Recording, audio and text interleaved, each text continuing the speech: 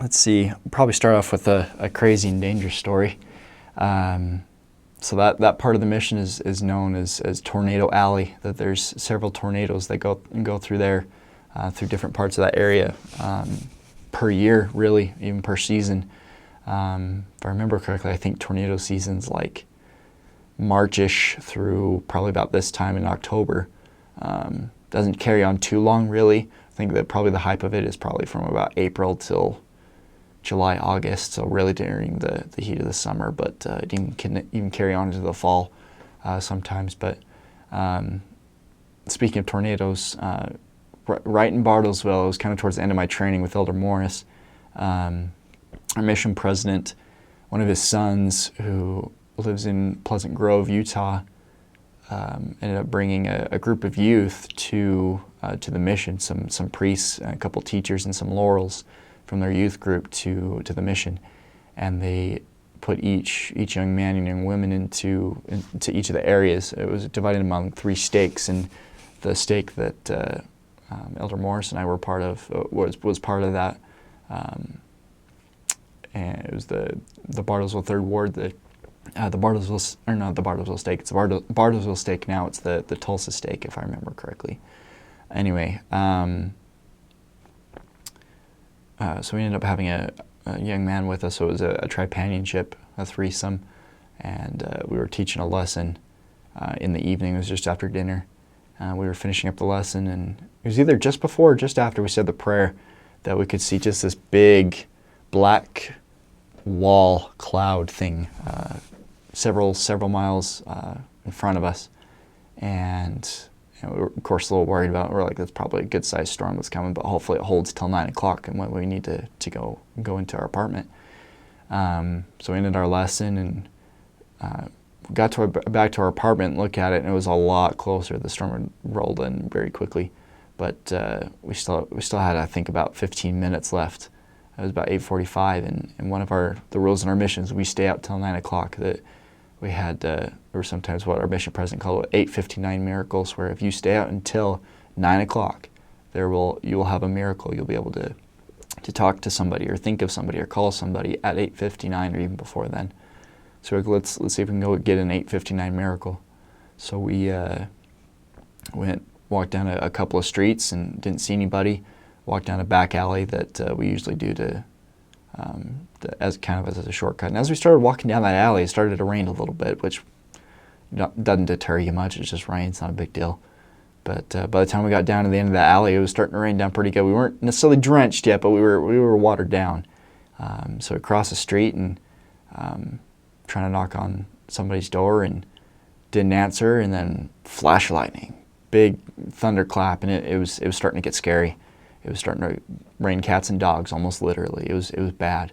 So we asked Elder Morris, I'm like, what time is it? And he looks at it and he goes, we still have 6 minutes. And I'm like, well, it might take us that time to get back to our apartment. And he kind of agreed. So we started to make our way. As soon as we started to make our way, there was another big flash of lightning and thunder, and we were a little scared. I was scared. I was worried we were going to get shot by lightning or something, but said a quick prayer in fact, we had the young man say the quick prayer for us to be able to get home safely. So like I said, you're always praying, always teaching, always doing something. So said a quick prayer and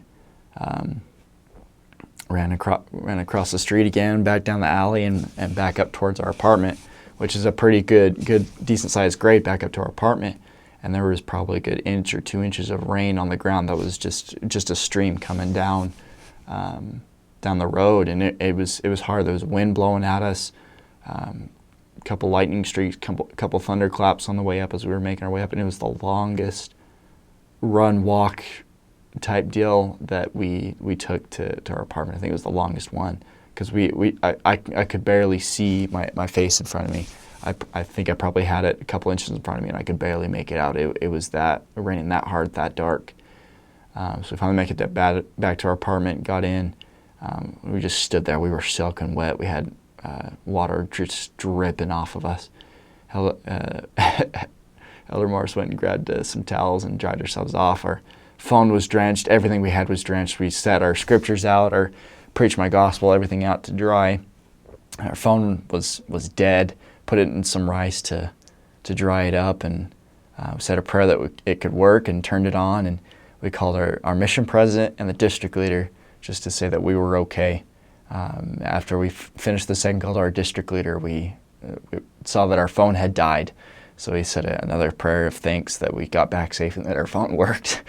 Woke up the next morning, everything was fine, but we come to find out later, it was probably about 8 months later, my trainer ended up becoming one of the assistants to President Shumway. And we're talking about about that time, and President Shumway knew that there was a tornado that was in that area, and he looked into it and realized that about a mile away was a tornado. And so we were kind of getting the end strokes of the tornado, if you will, kind of the end of the tornado that was hitting us really hard. So it kind of say that we were about a mile away from a tornado, so we got to kind of run through it. So this is kind of fun. But tornadoes are very serious. That if you see a big black cloud or sky gets green, you start hearing thunder or what sounds like a train. But you're not necessarily maybe close to a train. It's serious. You need to get down under. Tornadoes can be bad. Just make sure that you're safe, and if you can, start calling your leadership, making sure that you're okay, and doing whatever the mission protocol is to make sure that everybody's okay and accounted for, so that the mission president's wife would most likely, as soon as everybody's accounted for, let the parents know through social media or texting or whatever it is that you're safe, because your safety is vital when it comes to that.